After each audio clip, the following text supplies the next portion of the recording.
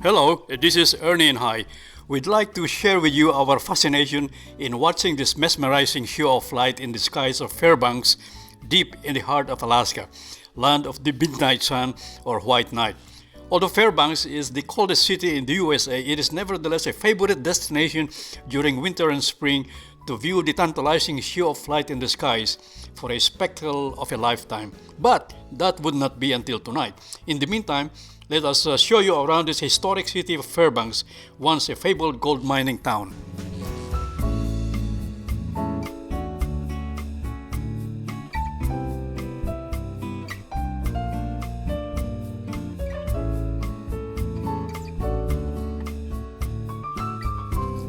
Museum of the North is a cultural and historical museum on the University of Alaska Fairbanks campus that opened in 1917. It has Alaska's largest gold display and prides itself for having the world's only restored 36,000-year-old ice-age steppe bison.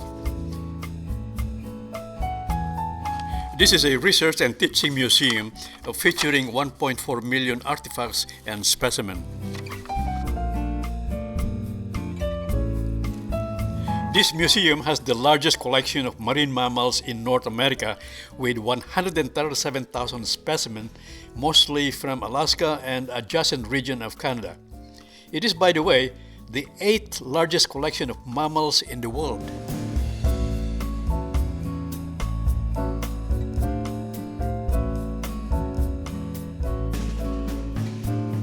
At the entrance of the gallery, you are met by an enormous erect brown bear 8 feet and 9 inches tall and probably weighs around 700 pounds.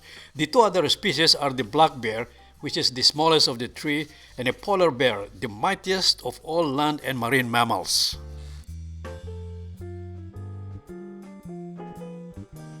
This bison was accidentally uncovered from a frozen tundra or permafrost by gold miners Walter and Ruth Roman in 1979.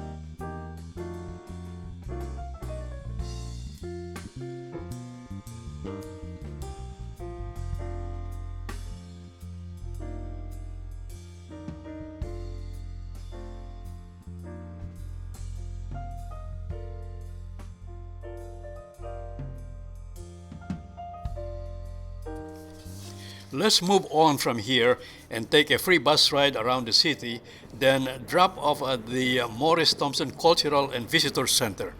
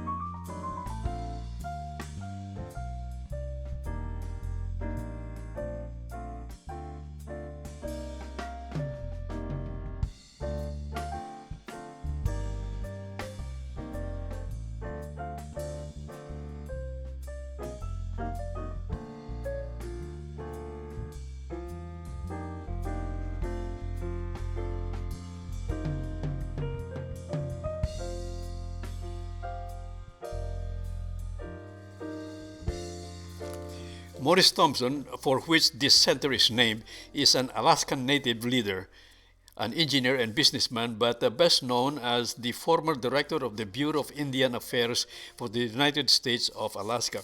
He is noted for his dedicated work in advancing the cause of the Alaskan Native.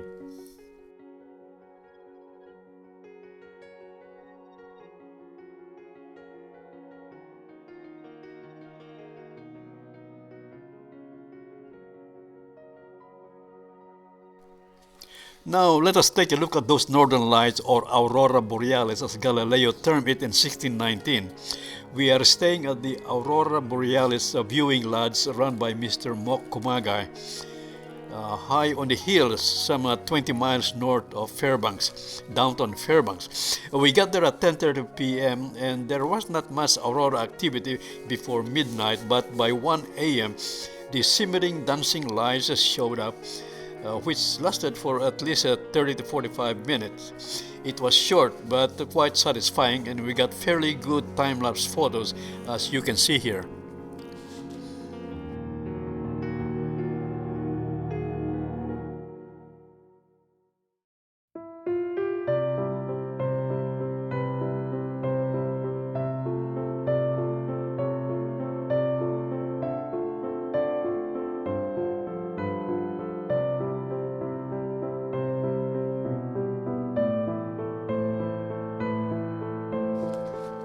Hai is enjoying the spectacle of the northern lights, enthusiastically recording it on her iPhone 12 camera.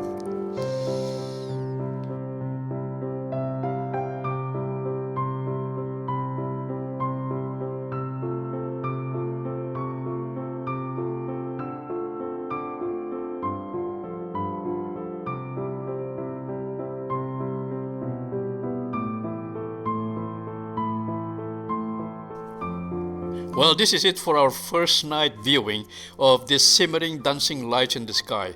And back to downtown Fairbanks at 2:30 a.m. Well, here we are on our second night of viewing this galactic night show at the same location as yesterday. The drive from downtown Fairbanks was 30 minutes, and we arrived here at 10 p.m. Not much aurora activity, and there was a lot of cloud cover, but one can see some glimmer of the aurora trying to break through the clouds. As the clouds started to clear up, one can see the glimmering stars. Sure enough, just a few minutes before midnight, a curtain-like green light suddenly showed up, wavering to our delight, and the image you see is captured by a Canon EOS 60D camera in a time-lapse mode.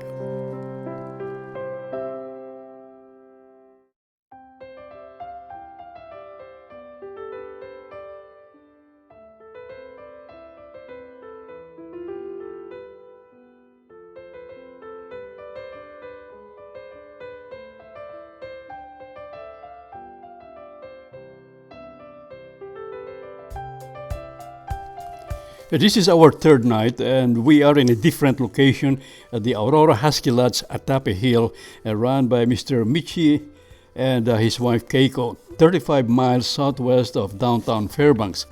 It is a nice viewing lodge with a good deck platform to plant your camera on a tripod. Just like the first and second nights, we started with the cloudy sky, but again by past midnight, the aurora broke through the clouds to give us the satisfaction for the cold night.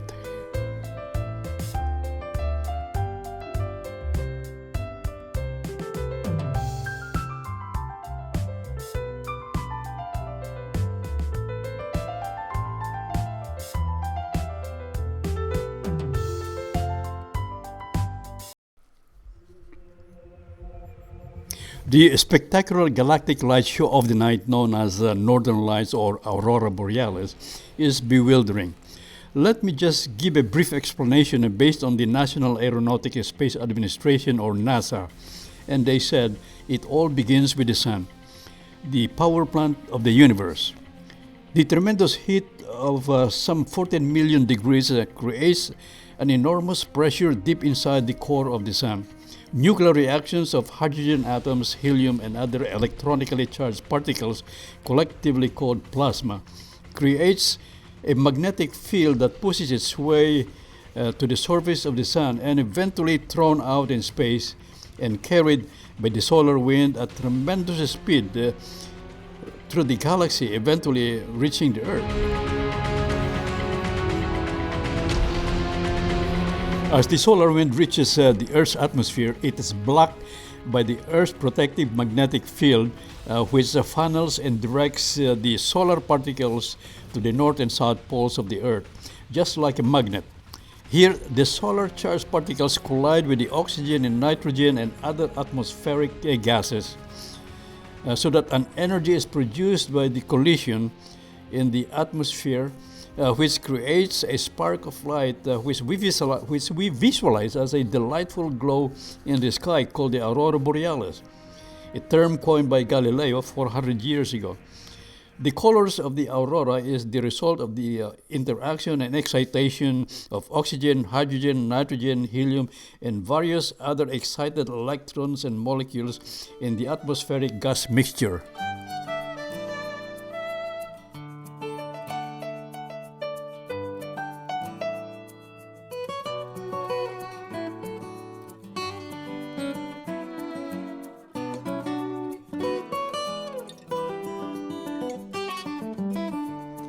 This is our fourth and last night for viewing this enchanting natural light show in the sky.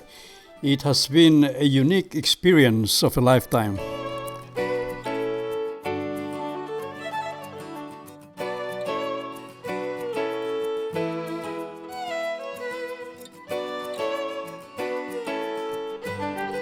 That spiraling object suddenly appeared in the sky while the Aurora Borealis was simultaneously active.